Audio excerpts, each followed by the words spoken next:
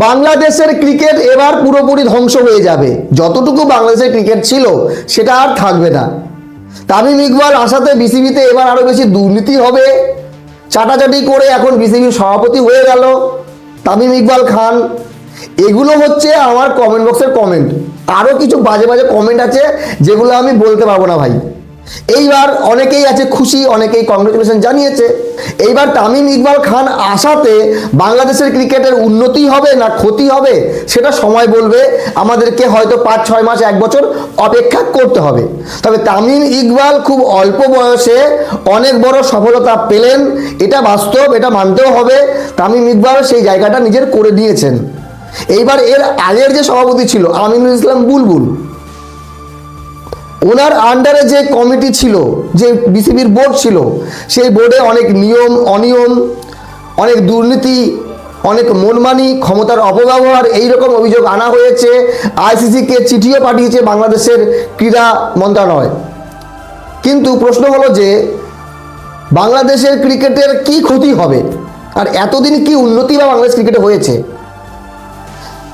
একটা সময় ছিল বাংলাদেশ ক্রিকেটে যখন তামিম ইকবাল ক্রিকেটের ক্যাপ্টেন ছিল ওয়ানডে দলের।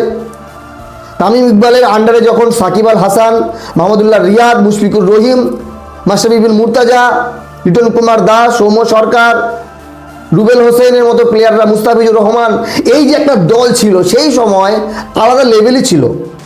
কিন্তু গত 3-4 বছর ধরে বাংলাদেশ ক্রিকেটের ভাঙন হতেই আছে।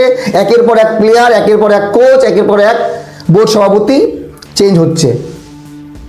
তো একটা স্থায়ী কিছু দরকার বাংলাদেশের, না যে কোনো দেশের যদি সরকার পরিবর্তন হয় অনেক কিছু পরিবর্তন হয়ে যায় সময়ের সাথে, এটা নিয়ম। সেই রকম বাংলাদেশেও হচ্ছে।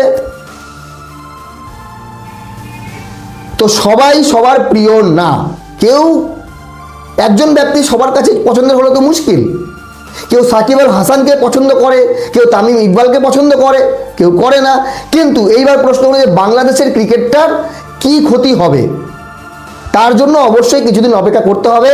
আর বাংলাদেশের জনগণ বুঝতে পারবে যদি ক্ষতি হয় তাহলে তামিম ইকবালকে এমনি রাখবে না। কারণ আমরা দেখলাম এর আগে ছিল ফারুক আহমেদ 1 বছর, আমিনুল ইসলাম বুলবুল 1 বছর। এবার তামিম ইকবাল যদি কাজ করতে না পারে, যদি উন্নতি করতে না পারে, ভুলভাল ডিসিশন নেয়, তাহলে তো বাংলাদেশের জনগণ আছেই তাকে পরিবর্তন করাতে। এইবার কারা কারা খুশি, কারা কারা দুঃখী। এবার আমি হচ্ছি দূর থেকে দেখছি তামিম ইকবালকে, আমিনুল ইসলাম বুলবুলকে।